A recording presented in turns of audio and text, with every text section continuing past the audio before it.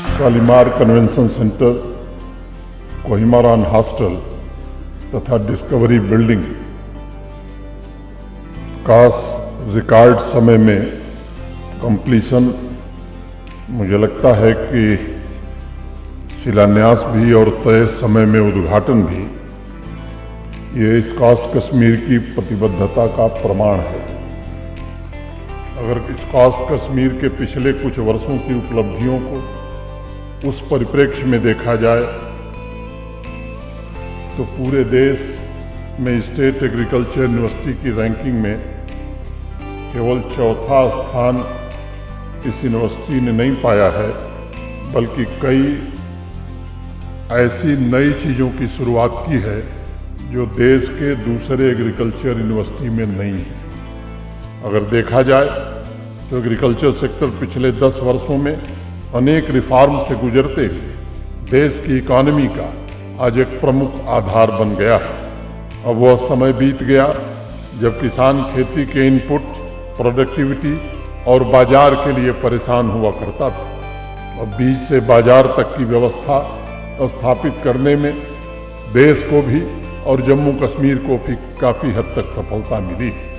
आज हमारा किसान सिर्फ अपने जीविकोपार्जन के लिए खेती नहीं कर रहा है, बल्कि अपने परिवार के स्वर्णिम भविष्य और अस्थायी इनकम के लिए भी पसीना बहा रहा है। एग्रीकल्चर इंफ्रास्ट्रक्चर फंड को सशक्त बनाने के लिए 1 लाख करोड़ रुपए की व्यवस्था देश ने की है। पिछले वित्तीय वर्ष में किसान भाइयों को लगभग 20 लाख करोड़ रुपए की आर्थिक सहायता प्रदान करने में इस देश ने सफलता पाई। इस बदलते दौर में इस कश्मीर का भी ये प्रयास रहा है कि एग्रीकल्चर सेक्टर अन्य इंडस्ट्री की तरह किसान भाइयों और बिजनेस से जुड़े साथियों तथा युवा पीढ़ी को नए अवसर उपलब्ध करा सके। इसमें कोई शक नहीं है कि फार्म मैकेनाइजेशन, डिजिटल तथा इनोवेटिव फार्म टेक्निक के द्वारा मॉडर्न और स्मार्ट खेती के लिए नॉलेज बेस और लैब टू फील्ड के संकल्प को साकार करने में इस कश्मीर ने अग्रणी भूमिका निभाई है। आज जम्मू कश्मीर का किसान इनकम के मामले में पूरे देश में 5वें नंबर पर है।